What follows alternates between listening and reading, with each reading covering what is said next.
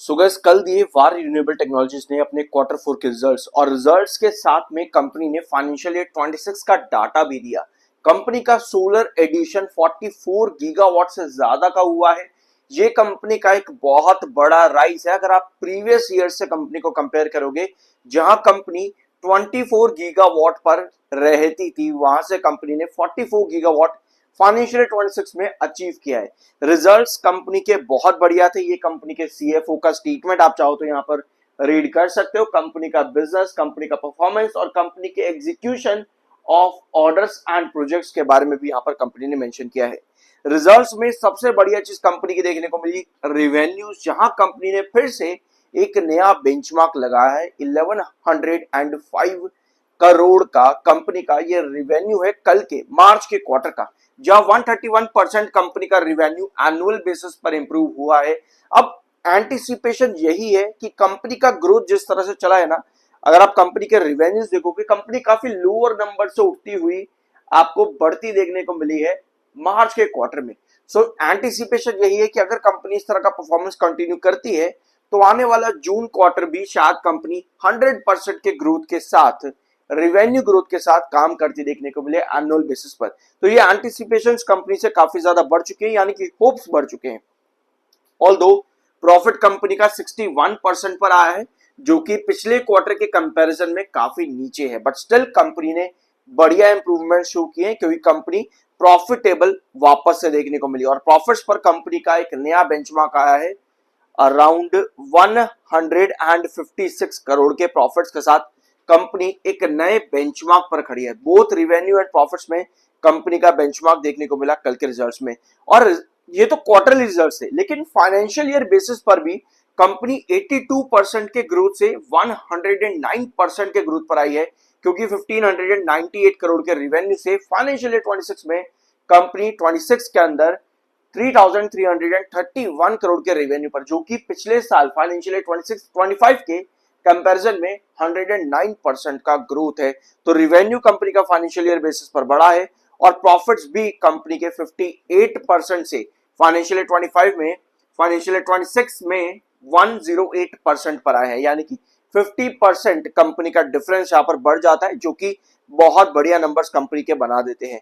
अब कल के सेशन में कंपनी का जो वॉल्यूम है ना, आपको नजर आएगा यहां पर लगभग 3 गुना हो जाता है। कल 14 लाख का वॉल्यूम था, जो कि ऑलमोस्ट 3 गुना है अगर आप मंथली बेसिस पर कंपेयर करोगे, बट स्टिल 34% के आपके पास डिलीवरी थी, जिसका इंपैक्ट आज के दिन स्टॉक में अच्छी खासी तेजी पर देखने को मिल रहा है। और 2 करोड़ के आसपास आज वॉल्यूम पर स्टॉक काम कर रहा है। लगभग इस समय 2 बज रहे हैं और 2 करोड़ के ऊपर का आपके पास वॉल्यूम डेफिनेटली दिन के आखिर में आने वाला है। बायर अभी भी सेलर से ज्यादा है, जो कि एक और अच्छी चीज है। 6,08,000 इस समय सेलर है, 6,77,000 आपके पास बायर है। तो बाइंग अभी भी यहां पर चालू है। 88.3 पर एमएफआई जो कि बेयरिश है, 75.8 पर आपका आरएसआई, दोनों ही टेक्निकल्स आपके यहां पर बेयरिश बन चुके हैं। अब आते हैं आपके चार्ट पर, और अगर आप वीडियो में यहां तक आ चुके हो सब्सक्राइब जरूर कर देना। ये है आपका वारी रिन्यूएबल टेक्नोलॉजीज। आज गैप देखने को यहां पर मिला है वारी टेक्नोलॉजीज के अंदर, उसके बाद 1200 को भी अचीव कर दिया स्टॉक ने। 1200 को भी अचीव आज किन किया है। ऑल दो 1200 को अचीव करते ही आपके पास ऊपर की टील लंबी, जो कि सेलर को इंडिकेट करती है, लेकिन 1153 जहां पर अभी स्टॉक काम कर रहा है, क्या ये एक इंपॉर्टेंट प्राइस है? अगर हम मई 2025 के अकॉर्डिंग देखें तो यस, 1150 की रेंज वारी टेक्नोलॉजीज में मई 2025 में बहुत ज्यादा इंपॉर्टेंट देखने को मिली है। इनफैक्ट अगर आप सितंबर में भी देखोगे तो यहां पर भी एक बार रिजेक्शन खाया है 1150 पर।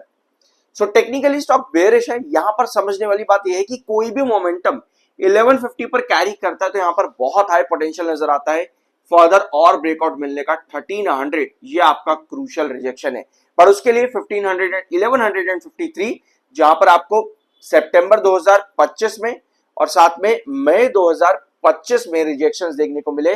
दोनों बार सेलर बना करके स्टॉक नीचे की तरफ डंप होता देखने को मिला।